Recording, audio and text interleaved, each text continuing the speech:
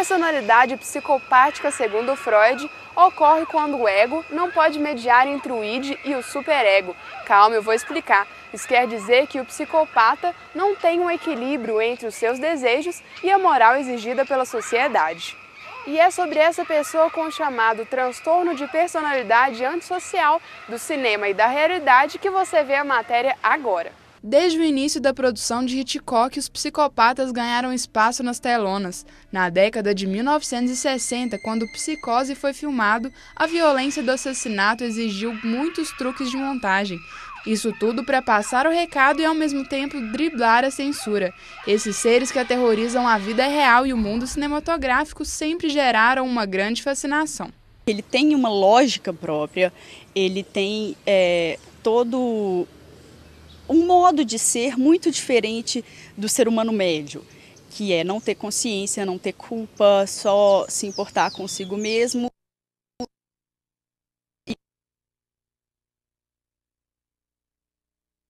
E custar.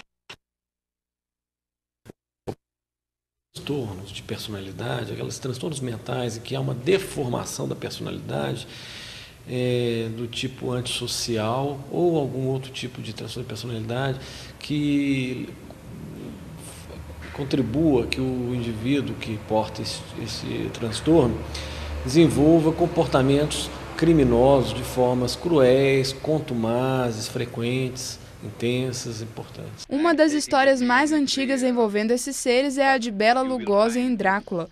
O primeiro filme baseado no famoso livro de Bram Stoker é de 1931. No Brasil, a versão mais conhecida de um psicopata é Estômago. A produção é definida como uma fábula nada infantil sobre poder, sexo e culinária. Eu gosto muito é a Meia Luz, que é com a Ingrid Bergman. Essa personagem ela sofre jogos psicológicos por parte do marido dela. O marido dela quer enlouquecê-la e aproveita de um trauma que ela tem na vida dela, né, que ela sofreu quando ela era garota, para conseguir uma joia que fica na casa deles. Então, acho que é um filme que mostra isso muito bem. O diretor, George Cukor, ele brinca muito com luzes, sombras, com uma certa neblina, transparência. Então, é um filme bem pontual nisso. Um estilo nada convencional de um ser transtornado é o famoso HAL 9000. O computador de Odisseia no espaço assume o controle da nave e elimina um a um dos tripulantes. Hal, I won't argue with you anymore. Open the doors. Dave, this conversation can serve no purpose anymore. Goodbye. Os 40 filmes de serial killers que mais renderam bilheteria na história do gênero são norte-americanos, uma particularidade que não representa apenas uma coincidência. A gente coloca outros filmes aí com condutas psicopáticas que parecem extremamente aberrantes, mas que existem, principalmente no universo de onde eles são feitos, que é nos Estados Unidos da América, onde, por exemplo, no caso dos psicopatas serial killers, cerca de 80% dos serial killers do mundo estão na América do Norte, particularmente nos Estados Unidos. Então, aquilo parece para nós, no Brasil, uma coisa absurda, fora da nossa realidade, mas na realidade norte-americana aquilo existe e é comum.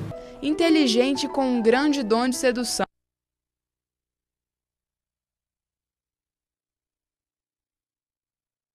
Dar a volta e conseguir tudo o que quer. Good evening, gentlemen. Hannibal Lecter é um dos mais representativos personagens mentalmente transtornados. O que choca, de certa forma, ao analisar, é que essa condição de senhor, parece que o personagem conseguiu impor sobre o próprio público, que, de certa forma, o admirava, né? E isso é realmente, para nós, algo problemático do ponto de vista social, né? Passou das telas para o público, de certa forma, né? Ele era visto como alguém realmente superior. De forma geral, o cinema, eles estudam, pesquisam. As pessoas, os roteiristas, os diretores, eles não vão gravando, vão escrevendo histórias assim da cabeça dele sem fazer uma pesquisa. De modo geral, eu percebo que sim, parece exagerado, porque obviamente aquela coisa mais leve, moderada, aqueles transtornos de comportamento psicopático mais leves, moderados, eles não dão muito ibope. O Coringa ou o Batman? Nessa tão conhecida história que veio dos quadrinhos, o vilão e o herói se confundem. Um palhaço como vilão e um homem todo de preto com problemas familiares como herói.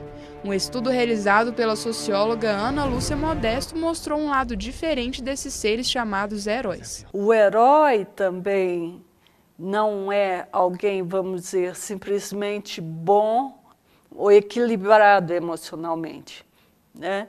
Figuras como Batman, principalmente, né, demarcam neuroses individuais, problemas individuais, né?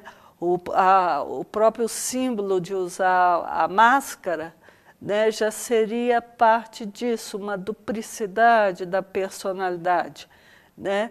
Muitas vezes o que nós chamamos de herói, o público chama de herói, né, demonstra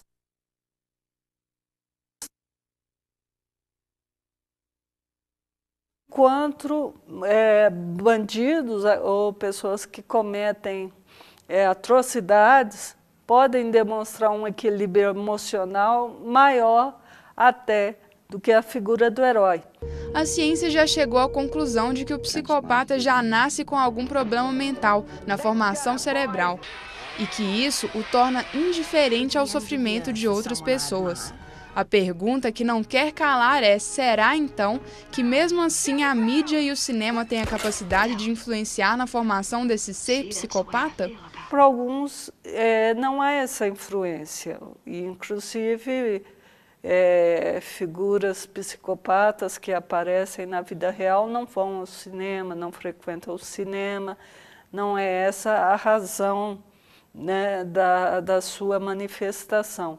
Por outro lado, alguns temem a banalização da violência, a banalização do mal, que de repente o cinema, trabalhando exaustivamente sobre esses casos, sem dar uma explicação, sem nada, faça com que o mal apareça como algo comum demais aos olhos das pessoas, né? De tal maneira que as pessoas se tornem amorais. O transtorno mental que deixa as pessoas tão insensíveis ao sofrimento alheio é como fascina em assistir a esses filmes, algo que parece não ter cura.